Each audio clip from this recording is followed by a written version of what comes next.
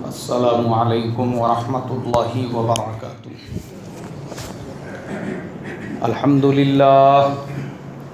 अल्हम्दुलिल्लाहि नहमदुहु व नस्तईनुहु व नस्तगफिरुहु व नुमिनु बिही व नतवक्कलु अलैहि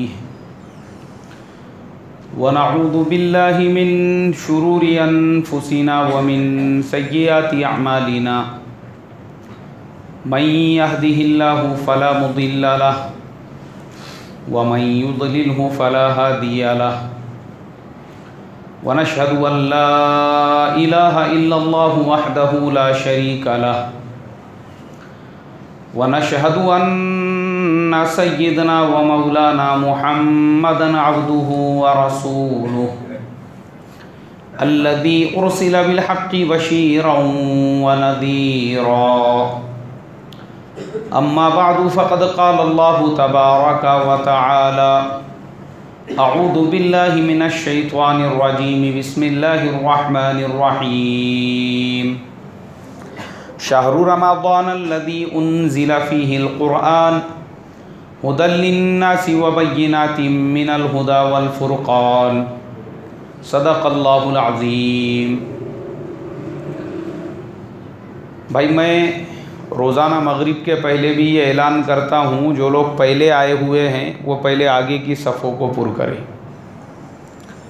आ जाओ, इधर के भी जो साथी है दोनों साइड के, जो बुज़ुर्ग लोग हैं, बीमार है, उनकी बात अलग है। ये सब नौजवान बच्चे बैठे हुए हैं, इधर आ जाओ। इधर देखो, इधर के हिस्से में जगह खाली है, आ जाओ इधर। ये पूरी सफ़ों को पुर करो पहले, इसलिए कि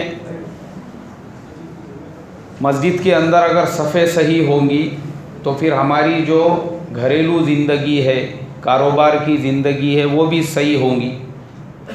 अब आज के ज़माने में मुसलमानों की कुछ जमातें, कुछ तंजीमें जो है वो मुसलमानों में एक इनकलाब पैदा करना चाहते हैं कि हम इस सरज़मीन पर अल्लाह का कानून लागू करेंगे और हम इस सरज़मीन पर एक इस्लामी इनकलाब, इस्लामिक रिवॉल्यूशन पैदा करेंगे बोलकर। लेकिन वैसे लोगों को मैं कहता हूँ, पहले मुसलमानों को मस्जिदों में बैठने का तरीक़ा सिखाओ। मुसलमान ने मस्जिद में कैसे बैठना चाहिए, मुसलमान की नमाज कैसे होनी चाहिए, मुसलमान का रोज़ा कैसे होना चाहिए। अब जो मुसलमानों को मस्जिद में बैठना नहीं आ रहा, वो क्या इस्लामी खिलाफत और इस्लामी सल्तनत कायम करेंगे? खुद उनके अपने मसाइल है। तो पहले मस्जिदों में बैठने का तरीक़ा, मस्जिद में बैठने का तरीक़ा सही होगा, हमारी मस्जिद की ज़िंदगी सही होगी। उसके बाद हमारी मुआशरत की जो ज़िंदगी है, घरेलू ज़िंदगी, कारोबार की ज़िंदगी, दुकान वाली ज़िंदगी, वो दुरुस्त होंगी। पहले मस्जिद में डिसिप्लिन आना ज़रूरी है कि एक मुसलमान मस्जिद में आए तो पहले वो सफ़ में तरतीब के साथ में बैठे। तो ऐसा मुसलमान जो पहले आके सफ़ों में तरतीब से बैठे, उसके मस्जिद में डिसिप्लिन आ गया, अब उसके घर में भी आएगा, उसके कारोबार में भी आएगा। अब हमारे यहाँ पे मसले ये होते हैं, एक जगह पे मैंने देखा एक मुसलमान साहब ने जूस की दुकान लगाई और वहीं पे बाजू में एक दूसरी भी जूस की दुकान थी। दूसरी जो दुकान है वहाँ पे लोग लाइन लगा के जूस ले रहे हैं और दूसरी तरफ एक मुसलमान साहब ने जो दुकान लगाए वहाँ कोई भी नहीं है। वो जनाब अकेले है और उनका एक दोस्त है। दोनों भी दुकान के बाजू में मोबाइल के ऊपर कुछ तो भी गेम खेल रहे हैं, क्या कर रहे हैं पता नहीं है। तो मैंने उसी वक्त में ये अंदाज़ा लगाया कि दोनों के कारोबार में फ़र्क इसलिए है क्योंकि ये मुसलमान, इसकी ज़िंदगी में डिसिप्लिन नहीं आया। जब आप दुकान डाल के बैठे हैं तो आपका काम है अपने काउंटर के ऊपर कस्टमर की तरफ पूरा ध्यान दे के ऐसा बैठना, तो कस्टमर वहाँ पे आएगा। अब कस्टमर दुकान पे आया हुआ है, आप उधर बैठे हुए हैं, खड़े हुए हैं, कस्टमर को ये लग रहा है कि भाई ये दुकान जो है ये यतीम है, बेसहारा है, अनाथ है, ये निराधार है, इस दुकान का कोई आधार ही नहीं है, कोई संभालने वाला नहीं है उसको। तो ऐसे कारोबार नहीं चल सकते। क्यों नहीं चल सकते? क्योंकि डिसिप्लिन नहीं आया ज़िंदगी के अंदर। ये मुसलमान के मस्जिद में डिसिप्लिन आता था तो इसके घरेलू ज़िंदगी में भी आता था और जब घरेलू ज़िंदगी में आता था तो कारोबार में भी आता था।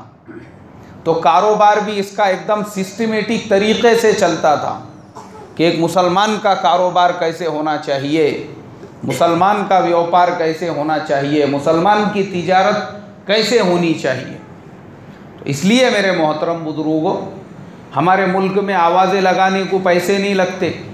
किसी को इनकलाब पैदा करने का है, किसी को इस्लामी खिलाफत और सल्तनत बनाने का है, तो कोई इस सरज़मीन पे अल्लाह का हुक्म लागू करना चाहता है।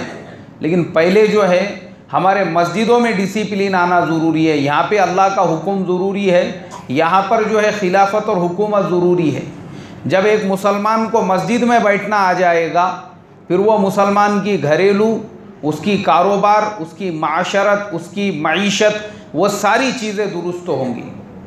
और जब ये सारी चीज़ें दुरुस्त होंगी, उसके बाद में फिर आपको ऐलान करने की और उसके बाद आपको इनकलाब रूनुमा करने की ज़रूरत नहीं रहेगी। वो सब चीज़ें खुद ब खुद काबू में आएगी। जैसे सहाबा इकराम की ज़िंदगियों को अगर हम उठाकर देखेंगे तो सहाबा की ज़िंदगी में पहले दीन आया। पहले मस्जिद वाली जो ज़िंदगी थी वो प्रॉपर आई उनके ज़िंदगी के अंदर कि मस्जिद में मुसलमान ने कैसे बैठना चाहिए, मस्जिद में मुसलमान की ज़िंदगी कैसे होनी चाहिए। जब सहाबा के ज़िंदगी में ये चीज़ें आई, फिर सहाबा जब मैदानों में निकले तो उनको पता था कि हम जैसी मस्जिदों में सफ़े लगाते हैं, यहाँ पे भी वैसी ही सफ़े लगाकर पूरे डिसिप्लिन के साथ हमको काम करना है।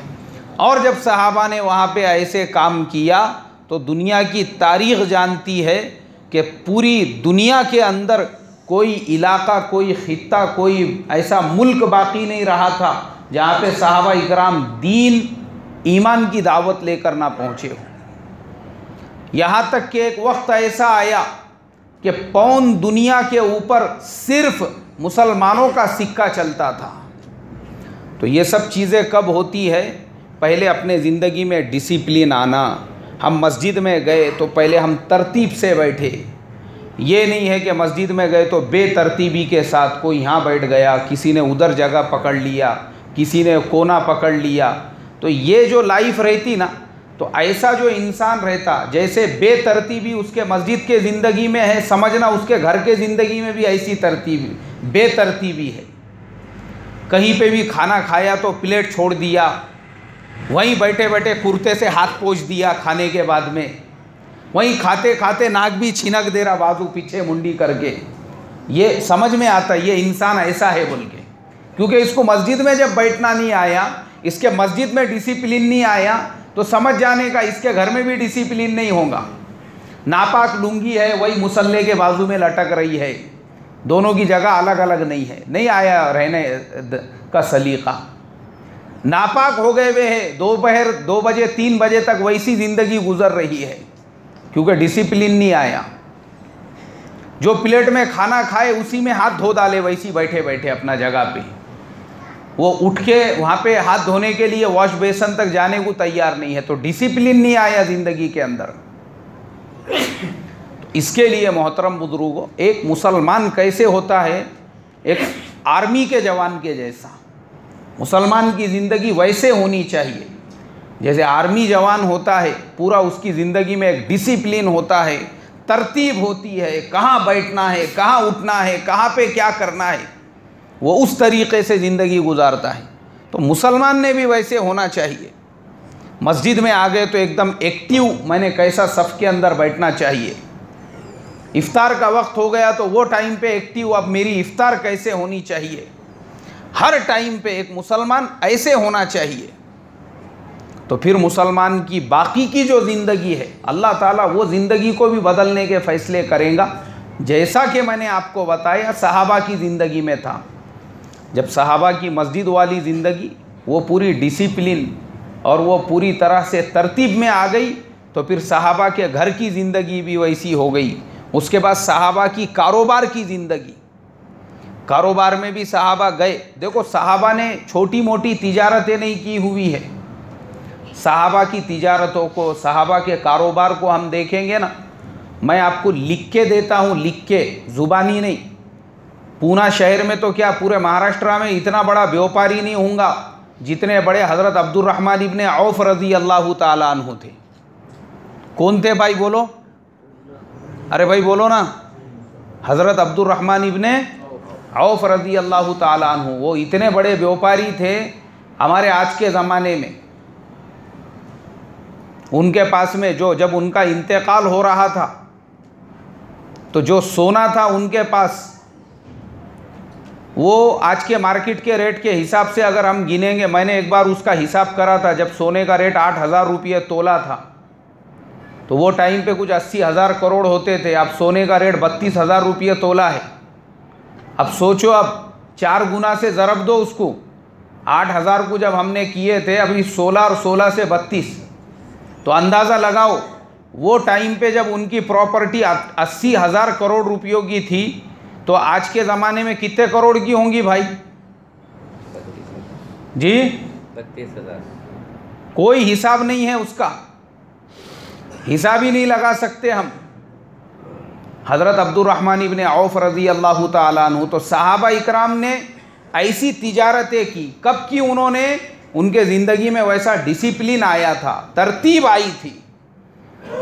तो सहाबा छोटे नहीं थे, ऐसी हज़रत उस्मान गनी रज़ी अल्लाह ताला अन्हु भी थे। तो इससे ये पता चला कि मुसलमान के ज़िंदगी में डिसिप्लिन ज़रूरी है। मुसलमान मस्जिद में गया तो पहले उसने पहली सफ़ में जगह पकड़ना चाहिए, फिर दूसरी सफ़ में, फिर तीसरी सफ़ में, फिर चौथी सफ़ में।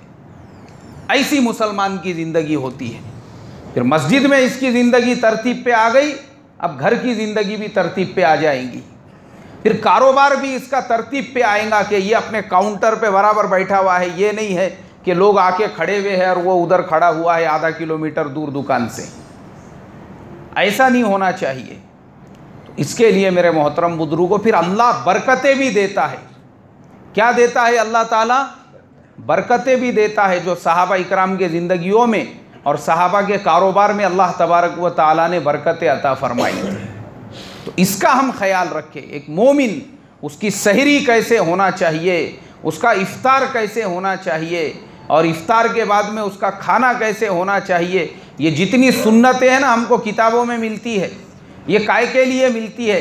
इसलिए कि हमारे जो नबी थे हज़रत मोहम्मद सल्लल्लाहु अलैहि वसल्लम, उन्होंने सहाबा की ट्रेनिंग ऐसे की थी जैसे आर्मी का एक आधा जर्नल वो अपने लोगों की ट्रेनिंग करता है।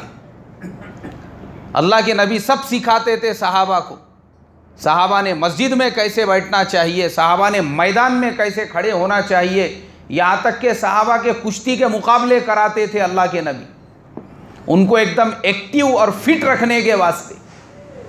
इसीलिए सहाबा इकराम एकदम ऐसे एक्टिव और फिट रहते थे। हमारे जैसा, हमारे ज़माने के जैसा नहीं था उनका हाल। ये अल्लाह के नबी ने उनको ट्रेनिंग दी थी। ये ऐसी अल्लाह के नबी की ज़िंदगी थी, ऐसा डिसिप्लिन के साथ में। तो वो चीज़ें जब ज़िंदगी में आएंगी, दोनों जहान की कामयाबी मिलेगी। तो ये सब चीज़ें एक मुसलमान को पता होना चाहिए। मेरी मस्जिद की ज़िंदगी कैसी हो, घर की ज़िंदगी कैसी हो, कारोबार की ज़िंदगी कैसी हो, हर लाइन की मेरी ज़िंदगी में एक तरतीब, एक टाइमिंग, एक टाइम मैनेजमेंट होना चाहिए। अब मेरे मोहतरम बुजुर्गों, अल्हम्दुलिल्लाह, देखो अल्लाह के फजलो करम से देखते देखते आधे से ज़्यादा रमज़ान का महीना गुज़र चुका है। अब हमारे सामने अभी जो मसला आने वाला है वो है एतेकाफ़ का। इसलिए कि आने वाले 2-4 दिन के बाद जो मसनून एतेकाफ़ है उसके लिए लोग बैठेंगे। तो एतेकाफ़ के बारे में 2-4 बातें हमको पता होना ज़रूरी है। एतेकाफ़ एक तो वाजिब है, दूसरा नफल है और तीसरा सुन्नत है। वाजिब जो एतेकाफ़ है वो इंसान ने अगर मन्नत माना कि मेरा ये काम हो गया तो मैं 3 दिन का एतेकाफ़ करूँगा, 5 दिन का एतेकाफ़ करूँगा, 8 दिन का एतेकाफ़ करूँगा, ये एतेकाफ़ करना वाजिब है। ये करना ही पड़ेगा, नहीं करेंगे तो गुनहगार होंगे, क्योंकि आपने मन्नत मानी थी अल्लाह ताला से। और एतेकाफ़ के लिए रोज़ा रखना शर्त है। रोज़ा रखना क्या है भाई? हाँ, कोई ये नहीं कह सकता है कि मैंने मन्नत का एतेकाफ़ की मन्नत माना था 3 दिन के एतेकाफ़ की, तो मैं बग़ैर रोज़े के रखूँगा, वैसा एतेकाफ़ नहीं होता। एतेकाफ़ के लिए रोज़ा रखना ही पड़ेगा आपको। तो मन्नत का जो एतेकाफ़ है, चाहे 1 दिन का हो, 3 दिन का हो या 10 दिन का हो, ये वाजिब एतेकाफ़ है। अब इसके बाद एतेकाफ़ की जो दूसरी किस्म है वो है नफल एतेकाफ़। नफल एतेकाफ़ किसको कहते हैं? हम लोग मस्जिद में नमाज के लिए आए, अब जितनी देर हम लोग मस्जिद के अंदर बैठेंगे, अगर हमने मस्जिद में दाखिल होते वक्त में ये नीयत की, बिस्मिल्लाहि दखलतु व अलैहि तवक्कलतु, बिस्मिल्लाहि दखलतु व अलैहि तवक्कलतु व नवैतु सुन्नतल एतेकाफ़, आए अल्लाह मैं एतेकाफ़ की नीयत करता हूँ, तो ये नफल एतेकाफ़ है। हमारे इमाम अबू हनीफ़ा रहमतुल्लाह अलैह के नज़दीक नफल एतेकाफ़ का कोई वक्त और कोई लिमिट तय नहीं है। मिसाल के तौर पर आप 15 मिनट के लिए मस्जिद में आए हैं तो आपका वो 15 मिनट का टाइम भी एतेकाफ़ के अंदर शुमार होगा। आधे घंटे के लिए मस्जिद में हैं तो वो आधे घंटे का टाइम भी एतेकाफ़ में शुमार होगा। 2 घंटे, 5 घंटे, 10 घंटे, आधा दिन भी अगर मस्जिद के अंदर है, वो पूरा वक्त आपका एतेकाफ़ में शुमार होगा। कौन सा एतेकाफ़ होगा भाई? वो नफल एतेकाफ़ होगा। वो एतेकाफ़ नफल होगा, उसका कोई ड्यूरेशन फिक्स नहीं है। चाहे आप आधे घंटे के लिए मस्जिद में आओ, 1 घंटे के लिए आओ, 5 घंटे के लिए आओ, लेकिन आपने मस्जिद में आते वक्त में अगर नीयत की थी तो वो नफल एतेकाफ़ आपका शुमार होगा। इसलिए हर नमाज में जब मस्जिद में दाखिल होते हैं उस वक्त में एतेकाफ़ की नीयत करने का, तो वो नीयत अगर आप करेंगे तो वो नीयत करने के बाद अब आपका वक्त जो है वो एतेकाफ़ में शुमार होगा, यानी आपको डबल सवाब मिलेगा। मस्जिद में आने का सवाब अलग, मस्जिद में बैठने का सवाब अलग, नमाज़ पढ़ने का सवाब अलग, और आपने एतेकाफ़ की नीयत की थी तो आपका ये पूरा वक्त भी किस में शुमार होगा? एतेकाफ़ में शुमार होगा। और तीसरी जो एतेकाफ़ की किस्म है वो है सुन्नत मुअक्किदा, यानी जो सुन्नत अल्लाह के प्यारे हबीब सल्लल्लाहु अलैहि वसल्लम से एकदम पाबंदी के साथ में साबित है, और वो है रमज़ानुल मुबारक के आखिरी अशरे का एतेकाफ़ करना। रमज़ान के आखिरी अशरे का एतेकाफ़ करना, यानी आखिरी के जो 10 दिन हैं, ये 10 दिन अल्लाह के नबी ने अपनी पूरी ज़िंदगी में कभी भी इसका एतेकाफ़ तर्क नहीं किया। ये 10 दिन तो हर ईमान वाले ने एतेकाफ़ करना चाहिए। अब हमारे ज़माने में हम लोग ये चाहते हैं अल्लाह के नबी की सुन्नत को ज़िंदा करना।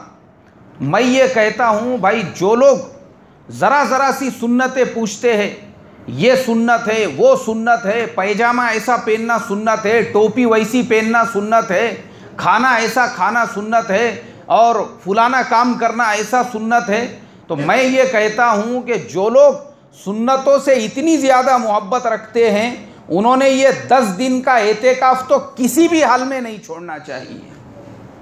इसलिए कि हुजूर ने ये नहीं छोड़ा है, हुजूर ने अपनी पूरी ज़िंदगी में पूरे पाबंदी और एहतमाम के साथ में ये 10 दिन का एतेकाफ़ किया। कौन से 10 दिन का भाई?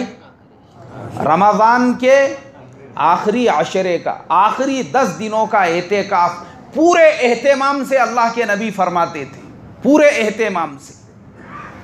तो हर ईमान वाले ने ये 10 दिन के एतेकाफ़ की फ़िक्र करनी चाहिए, और इसकी फ़जीलत अगर 1 दिन का एतेकाफ़ करेंगे तो अल्लाह तबारक व तआला एतेकाफ़ करने वाले और जहन्नुम के दरमियान में 3 इतनी बड़ी बड़ी खाइयों का फासला कर देंगे कि हर खाई की मिक़दार इतनी बड़ी है जितना फासला ज़मीन और आसमान के दरमियान में।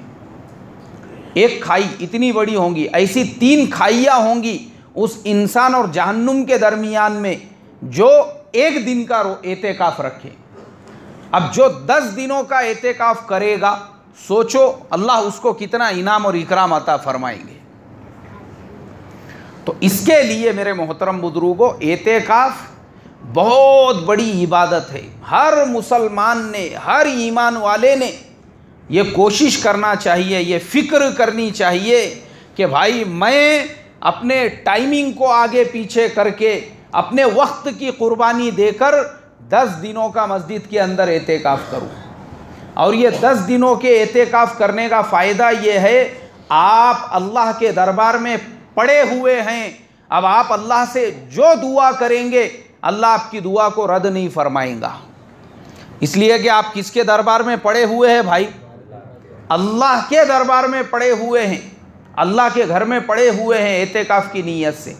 और जिन लोगों को इस एतेकाफ़ की कदर होती है, अब आप जाकर देखो, बाज़ इलाक़ों के अंदर रमज़ान के आखिरी अशरे का एतेकाफ़ इज्तिमाई तौर पर होता है। कोई ना कोई अल्लाह वाले होते हैं, उनकी खानका होती है, लोग उनके मस्जिद में, उनके यहाँ पे दूर दूर से एतेकाफ़ के लिए आते हैं। अभी मुझे रजब के महीने में किसी ने एक फॉर्म दिया था, बोले अगर आपको रमज़ान के महीने में फ़ुलाने शहर की फ़ुलानी मस्जिद में, जहाँ पे कम से कम 5000 लोग एतेकाफ़ में बैठते हैं। कितने लोग बैठते हैं भाई? 5000 लोग काय में बैठते हैं? एतेकाफ़ में। अगर आपको भी बैठने का होगा तो 2 महीने पहले ये फॉर्म भर कर दो, अपने पूरे डिटेल्स इसके अंदर दो, उसके बाद वो आपको एक कार्ड देंगे, एक कूपन देंगे, उसके बाद ही आप वहाँ पे एतेकाफ़ में बैठ सकते हैं। तो जिन लोगों के नज़दीक एतेकाफ़ की कदर है, कीमत है, ऐसे लोगों के लिए बैठना बहुत आसान है। तो लोग वैसे इलाक़ों के अंदर, वैसे मस्जिदों के अंदर हज़ारों की तादाद में रमज़ान के आखिरी अशरे का एतेकाफ़ करते हैं। ऐसा शौक़, ऐसा ज़ौक़ हमारे अंदर भी होना चाहिए कि हमारे मस्जिदों के अंदर भी शुरू की 3-3 सफ़े जो है वो सिर्फ़ एतेकाफ़ करने वालों की हो। ऐसा माहौल बनना चाहिए। ये बहुत बड़ी इबादत है, इसके समरात और इसके असरात का हम अंदाज़ा नहीं लगा सकते। अल्लाह तबारक व तआला एतेकाफ़ करने वाले को कैसे कैसे इनामात, कैसे कैसे इकरामात से नवाजते हैं। इसके लिए एतेकाफ़ के बारे में हम अपने काम को, अपने कारोबार को, अपनी मसरूफियात को आगे पीछे करके मस्जिदों के अंदर बैठने की फ़िक्र करें। अब जो लोग एतेकाफ़ में बैठने वाले हैं उनके लिए भी कुछ मसाइल और कुछ बातें जिसका उन्होंने पाबंदी करना बहुत ज़रूरी है। जो एतेकाफ़ में बैठने वाले हैं, सबसे पहले तो वो अपनी नीयत को दुरुस्त करे कि भाई मैं अल्लाह के नबी की जो सुन्नत है, सुन्नत मुअक्किदा एतेकाफ़, उसकी नीयत से मस्जिद के अंदर बैठ रहा हूँ। वो नीयत से आप बैठ गए मस्जिद में। अब आपका जो वक्त है वो सिर्फ़ और सिर्फ़ मस्जिद की 4 दीवारी में गुज़रना चाहिए, बग़ैर किसी शरई उज़्र के। अगर एतेकाफ़ करने वाला मस्जिद के बाहर निकलता है तो उसका एतेकाफ़ ख़त्म हो गया, बिल्कुल बग़ैर किसी उज़्र के। उज़्र किसे कहेंगे? मस्जिद के अंदर बैतुल खला नहीं है तो ऐसा आदमी बैतुल खला के लिए अपने घर पे या कहीं पे करीब में बैतुल खला है तो वहाँ पे जा सकता है। मस्जिद में गुसल खाना नहीं है। ऐसी हालत में उस आदमी को अगर एहतिलाम हो जावे या गुस्ल की हाजत हो जाए तो ऐसा आदमी गुस्ल करने के लिए अपने घर पर या फिर मस्जिद के पड़ो जहाँ पे करीब में अगर गुस्ल खाने का इंतज़ाम है तो वहाँ पे गुस्ल करने के लिए जा सकता है।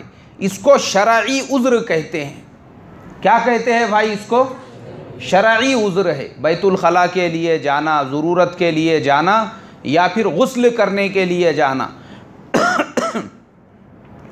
अब हमारे ज़माने में ये सब बातें पुराने ज़माने के हिसाब से हो गई कि पहले ज़माने में मस्जिदें छोटी होती थी, मस्जिदों में बैतुल खला नहीं होते थे, मस्जिदों में गुस्ल खाने नहीं होते थे, तो वो ज़माने में लोग अपने घर पे जा सकते थे, वो ज़माने में लोग गुस्ल के लिए जा सकते थे। मगर हमारे आज के ज़माने में अल्लाह का करोड़ा दर्जे करम हुआ, एहसान हुआ, हमारी मस्जिदें इतनी आलीशान हो गई कि माशा अल्लाह आज मस्जिदों के अंदर बैतुल खला भी है, आज मस्जिदों के अंदर गुस्ल खाने भी है, आज मस्जिदों में हर तरीक़े का पूरा पूरा इंतज़ाम है। जब मस्जिद में ही बैतुल खला है और मस्जिद में ही गुस्ल खाना है तो फिर बाहर जाने की ज़रूरत है क्या भाई? बाहर जाने की कोई ज़रूरत ही नहीं है। तो एतेकाफ़ करने वाला बग़ैर शरई उज़्र के, अब तो मस्जिदों में जब बैतुल खला और तहारत खाने और मस्जिद में ही गुस्ल खाना है, उसने किसी भी हालत में बाहर नहीं जाना चाहिए। उसके अलावा एतेकाफ़ करने वाले अल्लाह के दरबार में है, मस्जिद के अंदर है, उनका पूरा पूरा वक्त इबादत में, कुरान पाक की तिलावत में, तस्बीह में, इस्तिग़फ़ार में, या फिर दीनी किताबें हैं।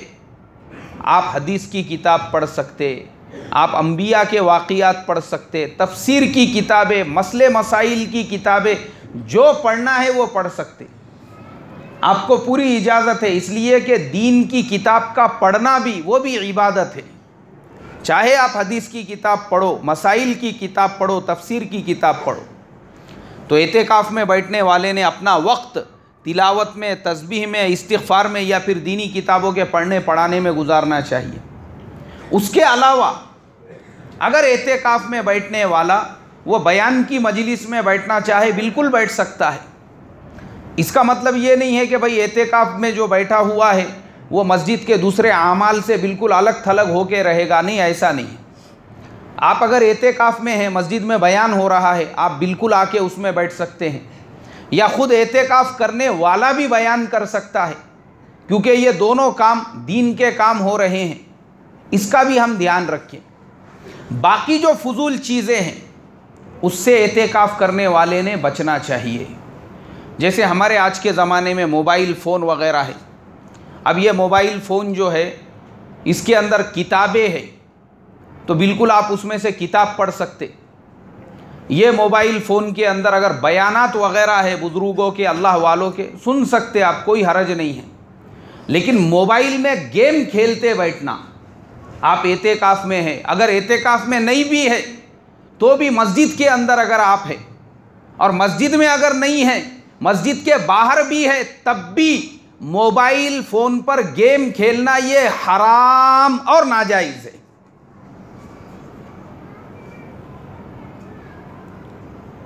मैं खाली मस्जिद की बात नहीं कर रहा हूँ, आप अगर अपने घर पे भी है, दुकान पे है, होटल में भी है, तब भी हमारे उलामा का फतवा ये है, मोबाइल पे जो लूडो गेम खेलते हैं, मोबाइल पे जो 3 पत्ती का गेम खेलते हैं, ये सराहतन हराम है, हराम और नाजायज़ है।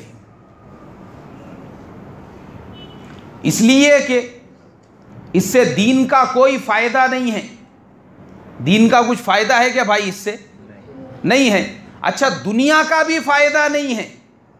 बताओ, इससे दुनिया का कुछ फ़ायदा है? कुछ कारोबार का फ़ायदा है? दुकान का फ़ायदा है? तिजारत का फ़ायदा है? नहीं, कुछ भी नहीं है। ना दीन का फ़ायदा, ना दुनिया का फ़ायदा। अल्लाह ने जो आपको कीमती वक्त दिया हुआ है, वो एक एक मिनट इतना कीमती है, आप सोच नहीं सकते। और आप वो एक एक मिनट लूडो गेम खेलने में और फुलाना गेम खेलने में अगर लगा रहे हो, तो आप अल्लाह के वक्त की नाकदरी कर रहे हो। तो सोचो, जो गेम खेलना आपको घर में इजाज़त नहीं है, दुकान पे इजाज़त नहीं है, मस्जिद में इजाज़त मिल सकती है क्या भाई? अच्छा, मस्जिद में तो मस्जिद में कोई एतेकाफ़ में है, उसको इजाज़त मिल सकती है? नहीं है। आप बिल्कुल लग़्व और बेकार काम कर रहे हो, फिर आपका एतेकाफ़ में बैठ के फ़ायदा क्या है? तो जो एतेकाफ़ में बैठने वाले भी है, मोबाइल फ़ोन बिल्कुल इस्तेमाल कर सकते। वो मोबाइल में किताबें रखो, किताबें पढ़ो, वही मोबाइल में बयानात रखो, बयानात सुनो, बिल्कुल जायज़ है। लेकिन उसमें वक्त बर्बाद करना और गेम वग़ैरह खेलना, ये बिल्कुल आपके लिए जायज़ नहीं है। इसी तरीक़े से आप एतेकाफ़ में बैठे हैं, इसका मतलब ये है कि आप पूरी दुनिया से अलग थलग होकर अल्लाह की याद में बैठे हैं। अब मस्जिद के अंदर आपको दुकान से फ़ोन आ रहा है, कारोबार का फ़ोन आ रहा है, तो उसमें भी हम थोड़ी सी एहतियात बरतें। मस्जिद के अंदर दुनिया की बातें, तिजारत की बातें, कारोबार की बातें करना, ये भी सराहतन हराम और नाजायज़ है। क्या है भाई? ये भी सराहतन नाजायज़ है। ये मस्जिद तिजारत की बातें करने के लिए नहीं है। आप जब एतेकाफ़ में बैठे हुए हैं, आपका ध्यान अल्लाह की तरफ होना चाहिए। ये नहीं है कि आप मस्जिद में बैठे बैठे बात कर रहे हो और हिसाब किताब कर रहे हो और पैसे और लेन देन की बातें हो रही है, तो आपका जहन मुंतशिर हो जाएगा, फिर इबादतों में मज़ा कहाँ से आएगा आपको। तो इसके लिए ये बातों का ध्यान रखें कि आप एतेकाफ़ में बैठे हैं अल्लाह की याद के लिए, तो आपके 10 दिन एतेकाफ़ में सही से गुजरेंगे तो आपके दिल में एक नूर पैदा होगा। क्या पैदा होगा भाई? नूर पैदा होगा, नूर। अल्लाह हिदायत का नूर दिल के अंदर डालेंगे। तो इसलिए देखो, अभी 2-4 दिन का वक्त बाकी है। आप तमाम लोगों से मैं दरख्वास्त करूँगा कि आप सभी लोग ये कोशिश और फ़िक्र करें कि इंशाअल्लाह इस साल मैं एतेकाफ़ में ज़रूर बैठूँगा। अल्लाह मुझे आपको अमल की तौफ़ीक़ अता फ़रमाए। जिनकी सुन्नत बाकी है वो पढ़ ले भाई।